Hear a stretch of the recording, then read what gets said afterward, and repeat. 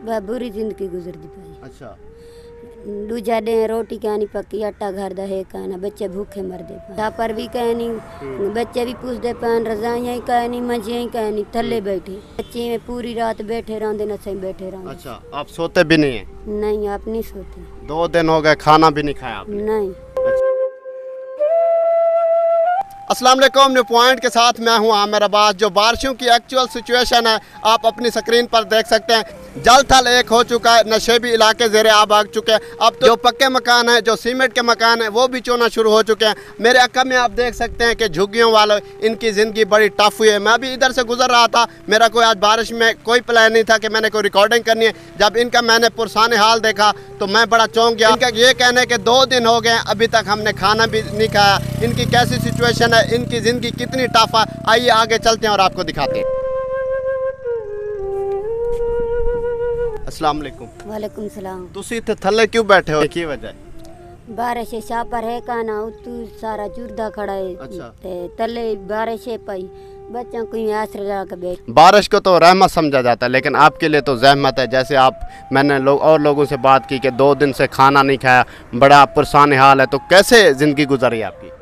बुरी जिंदगी गुजरती पाई। अच्छा, दूजा डे रोटी कहनी पक्की, आटा घर दा है कहना, बच्चे भूखे मरदे पाए। अच्छा, कोई इमदाद करो, गरीब लोग हैं। छापर भी कहनी, बच्चे भी पूछते पान, रजाइयां ही कहनी, मंजियां ही कहनी, थल्ले बैठे। तो फिर तो ज़िंदगी गुजारना आपके लिए बड़ा मुश्किल, चैलेंजिंग होगा। कितना मुश्किल है ज़िंदगी गुजारना? बड़ा मुश्किल थी। अच्छा, बड़ा मुश्किल थी गए। उतू बारिश है, थल्ले बारिश है, बच्चे में पूरी रात बैठे रहते न, सही बैठे रहते। अच्छा, आप सोते भी नहीं है? नहीं, आप नहीं सोते। 2 दिन हो गए, खाना भी नहीं खाया आपने? नहीं। अच्छा, खाना नहीं खाते, अच्छा, न आटा न रोटी खाते। दुआ कर दे जे अल्लाह सही बारिश ना दे। अच्छा। बच्चे सारे भूख मर दे। मैंने ये दसो कि बारिश है, ये की सिचुएशन है थोड़े?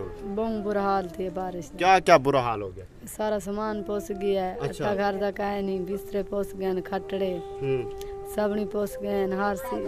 आटा घर दा काहे नहीं, रोटी पकाई नहीं, बारिश तो मुसलसल दूसरे दिन से आ रही, तो सारा आपका सामान भीग गया है? जी, सारा दिन सामान भीग गया। डूंगरी में रोटी नहीं सिखा दी। नहीं, 2 दिन हो गए रोटी नहीं, खाना नहीं खाया, इसकी क्या वजह है? इसकी ये वजह पे जो काठियाँ पोस गई यानी। नाज़रीन कहना ये चाह रहे हैं कि 2 दिन हो गए हमने खाना भी नहीं खाया, ड्यू टू के लकड़ियाँ नहीं है इनके पास, गैस भी नहीं है। इनका जो पुरसान हाल है आप मेरे अक्कब में देख सकते हैं। अच्छा, मुझे ये बताएं कि जब बारिश आती है तो कैसे आप गुजारा करते हैं, क्योंकि बारिश तो डायरेक्टली अंदर आती होगी? मजबूरी है पे। अच्छा, वैसे बस शाम महीने गिले बिस्तरे इन पर, बच्चे सो नहीं सकते। अच्छा, सारा दिन भी सो नहीं सकते। बस क्या करूँ, गरीब लोग हैं। पर अपनी आंखों के सामने देख सकते हैं कि इनका कितना बुरा हाल है, जो इनका पुरसान हाल है। आपने इनकी ज़बानी सुना कि 2 दिन हो गए इन्होंने खाना नहीं खाया, और इनके जो बच्चे हैं उनका भी आप हालत देख सकते हैं। जो इनकी हालत ज़ाहिर है बड़ी